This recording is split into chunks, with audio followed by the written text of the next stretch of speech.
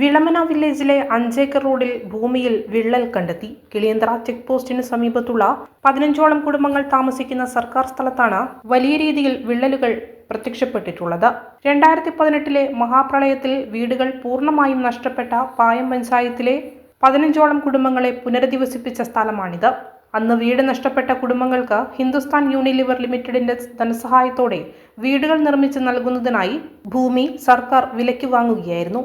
എന്നാൽ കഴിഞ്ഞ ദിവസങ്ങളിലായി മേഖലയിൽ പെയ്ത ശക്തമായ മഴയെ തുടർന്നാണ് ജനവാസ മേഖലയിലെ ഭൂമി വിണ്ടുകീറിയതായി പ്രദേശവാസികളുടെ ശ്രദ്ധയിൽപ്പെട്ടതും.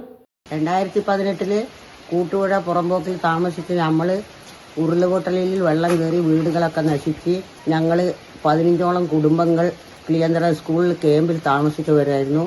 അത് കഴിഞ്ഞ് സർക്കാരിൻ്റെ വീട് ഇവിടെ എടുത്തു തന്നപ്പോൾ 5 വർഷം കഴിഞ്ഞു. 5 വർഷം കഴിഞ്ഞതിൻ്റെ ശേഷമാണ് ഈ വീട് എടുത്തു തരുന്നത്. അന്നേരം അവർ തരുമ്പോൾ എന്താ പറഞ്ഞതെന്ന് വെച്ചാൽ നമ്മളോട് നിങ്ങൾക്ക് സ്വപ്നം വരെ കാണാൻ പറ്റാത്ത വീടുകളാണ് നിങ്ങൾക്ക് തരുന്നത്, ഒരു കാലത്തും നിങ്ങൾക്കൊന്നും സംഭവിക്കില്ല എന്ന് പറഞ്ഞിട്ടാണ് ഈ വീട് ഇവിടെ ഞങ്ങൾക്ക് പണിത് തന്നത്. ഇവിടെ ഇപ്പോൾ താമസം തുടങ്ങിയിട്ട് 2 വർഷമേ ആയിട്ടുള്ളൂ. 2 വർഷം തികയുമ്പോഴത്തേന് ഇതേ അവസ്ഥ വന്നാൽ എന്ത് വിശ്വസിച്ചിട്ട് ഞങ്ങൾ ഇവിടെ താമസിക്കും? ആർക്കും ജീവൻ എല്ലാവർക്കും തുല്യമല്ല, ആരും അപകട മരണത്തിന് ആരും കാത്തിരിക്കൂല. അപ്പോൾ ഇഷ്ടംപോലെ ആൾക്കാരൊക്കെ ഇപ്പോൾ ഇവിടെ വന്ന് നോക്കിപ്പോയി.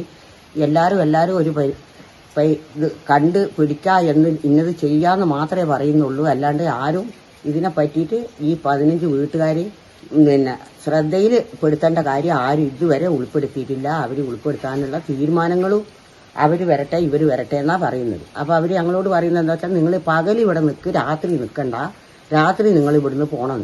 ഇത് പകലാണോ സംഭവിക്കുക രാത്രിയാണോ സംഭവിക്കുക എന്നുള്ളത് നമുക്ക് പറയാൻ കഴിയില്ല. ഭൂമി ഇടിയാനും ഉരുൾപൊട്ടലിനുള്ള സാധ്യത മുന്നിൽ കണ്ടും വില്ലേജ് അധികൃതരും പ്രാദേശിക ഭരണകൂടവും സ്ഥലത്തെത്തി പരിശോധന നടത്തുകയും കുടുംബങ്ങളുടെ സുരക്ഷ മുൻനിർത്തി ഇവരോട് സുരക്ഷിത സ്ഥാനങ്ങളിലേക്ക് മാറി താമസിക്കാൻ നിർദ്ദേശിക്കുകയും ചെയ്തിട്ടുണ്ട്.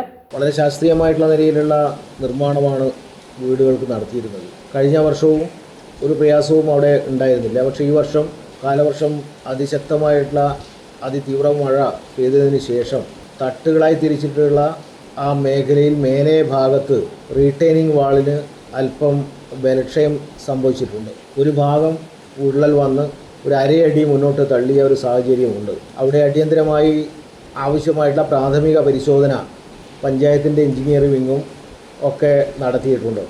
ആ വീടുകൾ നിർമ്മിച്ച ഹിന്ദുസ്ഥാൻ യൂണിലിവർ ലിമിറ്റഡിൻ്റെ പ്രോജക്റ്റ് മാനേജറെയും എഞ്ചിനീയറെയും അടിയന്തരമായി ബന്ധപ്പെട്ട് എത്രയും പെട്ടെന്ന് ശാസ്ത്രീയമായിട്ടുള്ള പരിശോധനകൾ നടത്തി ആവശ്യമായിട്ടുള്ള കാര്യങ്ങൾ ചെയ്യാമെന്ന് ഉറപ്പ് നൽകിയിട്ടുണ്ട്.